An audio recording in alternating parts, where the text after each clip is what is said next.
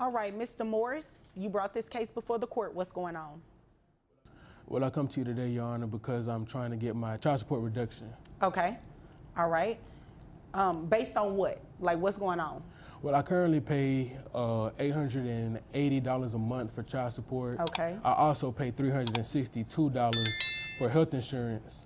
And I see my kids every maybe like 4 times a week. Okay. I see them pretty often, and she's trying to take my kids and move off to Florida. Okay. And Your Honor, I'm not going for that. All right. He walks into court asking for relief. $880 monthly insurance too. He sees his kids constantly. Then a Florida move threatens everything. This isn't about money anymore. Did she tell you why she was trying to move to Florida? Because she just want to live her best life. She said that? That's what it is. She want to go to the beach, drink coconut balls or whatever they have out there in Florida, and just have her best life. Okay, wait a minute. So did she actually tell you that, or you interpreting her as living her best life? Your Honor, why would anybody else want to move to Florida? That's Paradise City. Well, I mean, I kind of want to move too, but I can't go. You know what I'm saying? Because I got to work. So could it be for a job? You know, Your Honor, I haven't asked, because when she told me that she wanted to move to Florida, I got so upset about the fact of losing my kids. Mm-hmm. She wants Florida. He hears beaches and freedom. The judge presses deeper. Is this a dream or escape? Emotions rise as fear of losing his children takes control. That I was like, are you moving to Florida for like vacation time, or just so you can live your best life, or because we in Texas? I'm in Texas. I'm a good dad. So what did she say to that when you said, are you trying to move to Florida to live your best life? She said, you shouldn't have messed up. What did you do? It's a long story, Your Honor. I could tell you how we split up, but I kind of messed up. Well, I have time. Do me a favor. Do me a favor. I didn't even realize you had gum in your mouth till you start smiling. You know, I don't allow gum chewing in here. I'm sorry, Your Honor. Oh, it's okay. You can just put it to your back of your throat. Yes, I'm not going to tell you to swallow it. I don't think that's really healthy. He admits mistakes. The courtroom pauses. Even gum becomes a problem. Humor breaks tension briefly, but everyone knows the real story is only starting to unfold. Yes, ma'am. But I have time for the story when you're ready, after you. It's to the back right now, Your Honor. No more chewing for me. Okay. So, continue. Long story short, I met this lady our freshman year of college. Okay. And we were in class, and she was sitting in the front, I was sitting in the back. And I saw her, and I said, man, I'm gonna have to put my bid in as soon as class is over. Bid, that's what they call it these days. Yeah, okay. we call it put your bid in. Because you know, right. I'm sure there's other people that put their bid in too. So if I got the highest bid, of course I'm a getter, you know. Oh, so you subcontracting these things now? I was, yeah. At that time, I was subcontracting, you know what I'm saying? Interesting. Right. Keep going. So college memories spill out. Bids and jokes hide truth. Years passed. 2 children came. What began lighthearted now sounds like a warning of what was coming. I saw her in the hall, and I came to her, and my bid won. And we was together for years, Your Honor. We were together for years. We have 2 kids. We have a 5-year-old and a 10-year-old. Okay. Throughout the time, and as life just went on, we just started kind of fading, Your Honor. I'm a coach. I'm a football coach at a college. Okay. And one of the cheerleading coaches kept hitting on me, and I kept rejecting her. So you put a bid on her too? She put the bid on me, Your Honor. Oh. Yeah, she put the bid on me. So I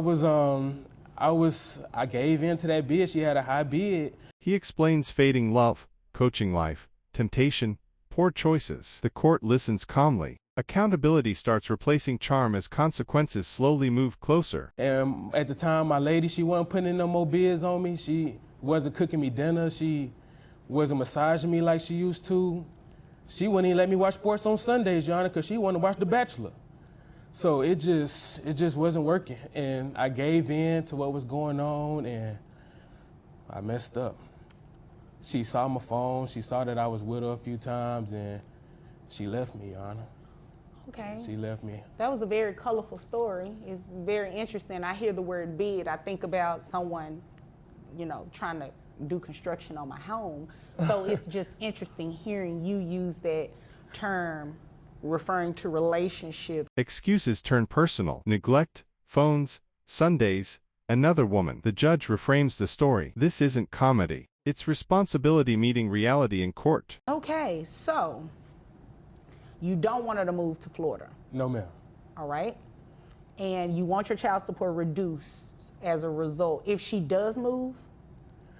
Or Well, do you just want it reduced just because? I just want it reduced just because. Okay, got it. I feel like I know dudes that don't see their kids ever and they not on child support. I see my kids multiple times through the week and I'm paying $880 a month.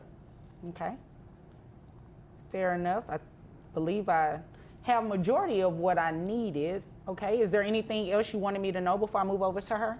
No, that's about it, Your Honor. That's Okay. about it. All right. He argues fairness. He sees his kids often. Others pay nothing. The judge listens carefully. Numbers matter, but consistency and access matter even more here. All right. Ma'am, and give me your last name. It's Adams with two D's. Adams with 2 D's. Okay. All right. Mrs. Adams or Miss Adams. Thank you.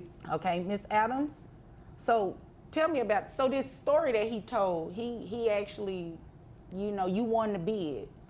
Or he won the bid. Well, I think that tells you everything you need to know about his view of relationships is very transactional. Oh, yeah. That's the word I was looking for. That's it. Transactional. Yeah. Okay. It's very much I do this and you do that, and I think the fact that he didn't even bother to mention our children's names should tell you everything about our relationship. She responds calmly, calls his view transactional, notes missing details, even the children's names matter. The tone shifts as credibility starts changing in the room. Well, He told me the ages. Yeah, well, that's great. Robert and Madison, that's with a Y. But she ain't asked for the kid. Okay, yeah, I get oh. it. Anyway, so going back to, evidently I'm just going to Florida for a permanent vacation. I'm actually going for a job. All right. So what's that job? Robert, and I'm going to be a marine biologist. That's a good job. When this dream come apart? Because you ain't had this dream when we met. See, exactly. Do you ever listen?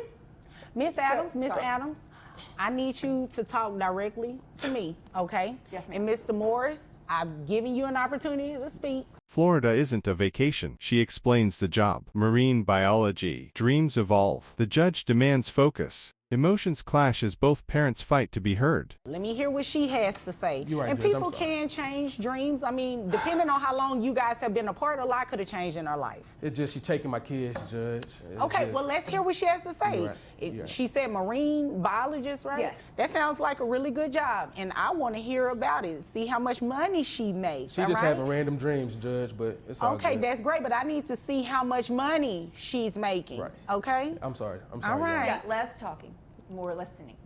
And you do the same thing. All right, now. Continue. Jesus.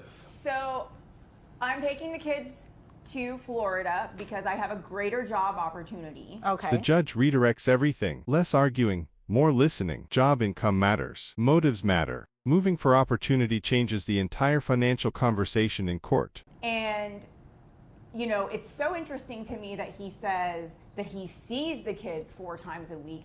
I guess he's talking about maybe a FaceTime call or seeing them on his phone screen, because I certainly don't see him picking up the kids and taking them to the doctor and cleaning up vomit in the middle of the night. So it's great that he thinks that that he's paying for the right to see his kids, and that there are people who don't pay child support and who see their kids a whole lot, Judge. That tells you everything you need to know about the transactional nature of relationships. To Mr. Morris. She challenges his claims. Fast time isn't parenting. Night sickness matters. Doctor visits matter. Support isn't payment for access. It's responsibility toward children. So look, the fact of the matter is, I guess he doesn't realize that his children are going to need to eat, whether they live in Texas or they live in Florida. And That's true. And they're going to need new tennis shoes and new clothes, and I guess he just thinks that money goes on trees, or that kids just eat for free. It's not how it works. This isn't TGI Fridays. So the cost of living is going to be higher in Florida. All right, what are we looking at? So my rent is going up from $2,000 a month to $2,800 a month.